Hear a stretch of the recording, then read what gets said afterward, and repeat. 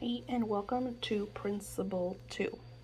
So, Principle 2 is controlling your spending. And I think it's super crazy because last month I started really hunkering down on overspending and just kind of like giving my money away. I share this a lot with you guys that I tend to overgive, overshare, and anytime anybody, especially my kids are like, I want pizza or can you send me 20 bucks or whatever, I was the first one to say, yeah, here you go. So this month I did something crazy. In yesterday's lesson with Principle 1, we talk about every time you get paid, you want to put or set aside 20% or more, right? So what I started doing is, because some of the deposits goes into my account, so I don't have like cash in hand. So I started telling my kids, "Hey, I need 10 bucks from somebody," and then one of them would give me $10, one of them gave me 20, because, and then I would of course take the money and set it aside, put it away. So that's extra savings in my pay me money, right?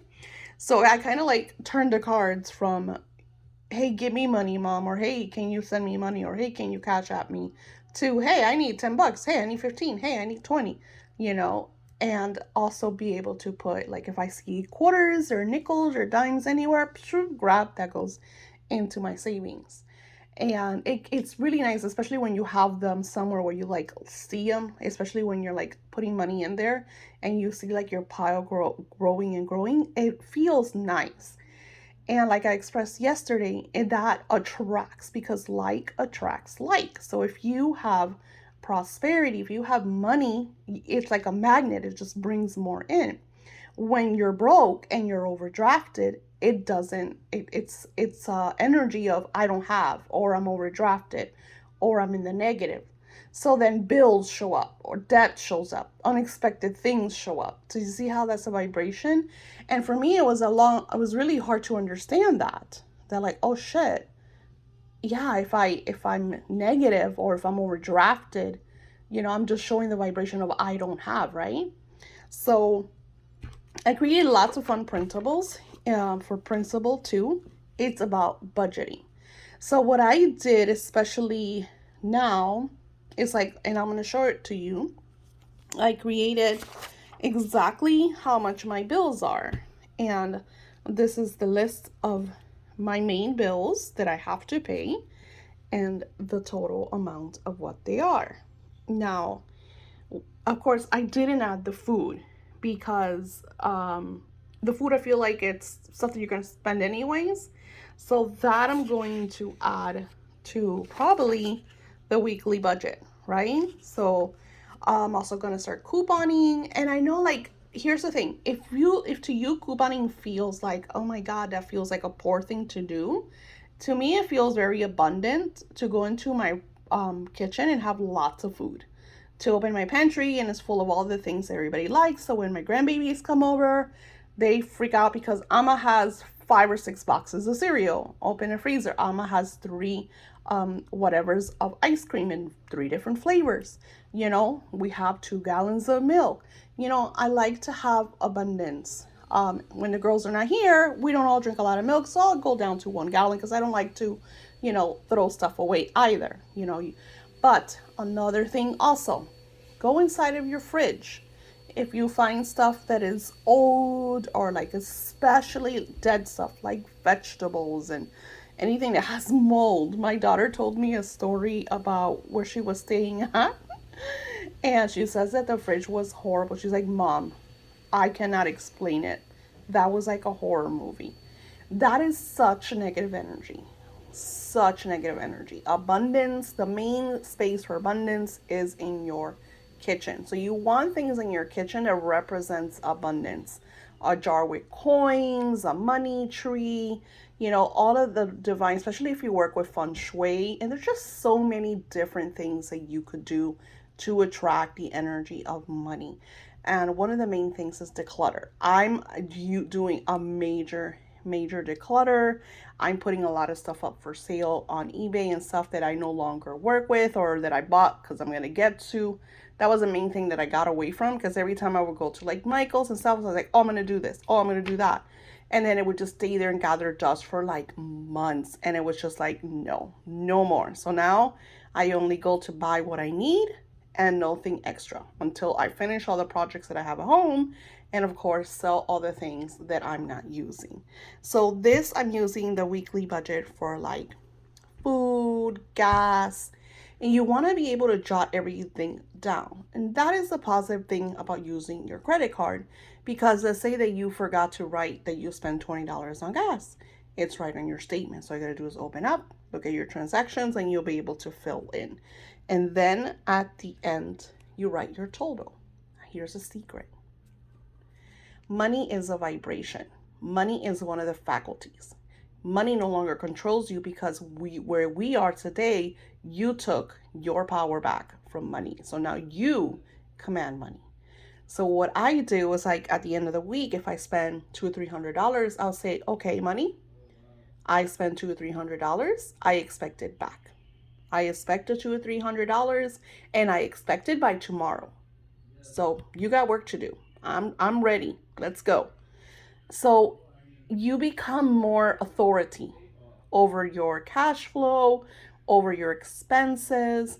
Like I said, I don't go to Starbucks all the time, but Starbucks to me is a lavish indulgence. So I will go sometimes. Like doing my eyebrows because I look like Borat. I'll go every few weeks, every few months. Whenever I feel it does freak me out a little. I'm a little bit sensitive to like pain and stuff, so that's why I don't do them a lot.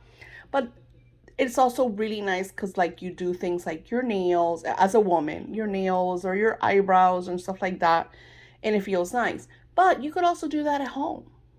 Pampering yourself, taking care of yourself. You want to come back, get yourself a waxing kit. I did it for a long time.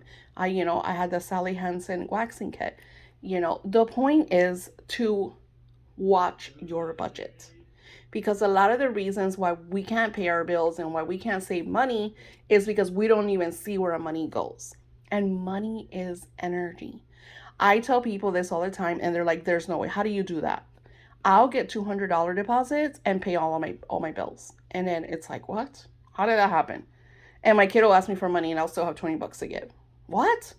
So I call it the Jesus abundance. Like when Jesus used 2 or 3 fish and a loaf of bread and a pitcher of wine to feed the masses. Since we live in quantum realities and everything's overflow, I I'm able to do things like that because I know that it's enough. So what I'll do is I'll look at the light per se. Instead of saying, "Oh, I'm gonna pay the internet and not the light," I'll take and pay this much of the light, this much of the internet, and then I'll call them and be like, "Hey, can you extend my whatever, because I'm late this month."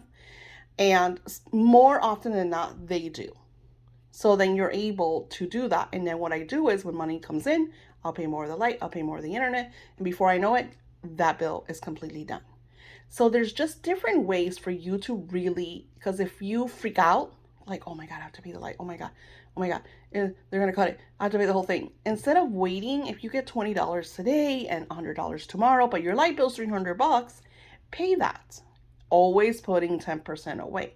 Pay what you have and call them. Do not be afraid to call your bills, your utilities, and say, I need more time. Especially now that there's so much going on, they're a lot more lenient. And there's also things that you could do. There's grants. I'm just not really good at that. I'm gonna be very honest. I know there's people that are amazing at that. I'm good at couponing. So what I do is, and I don't do this every time. When a new sales comes out, I'll sit down and I'll be like, okay, I want this sauces, I want this salad dressing, and I'll be like, oh, and their BOGO, and I got a coupon, and right there I'm saving like a bunch of money.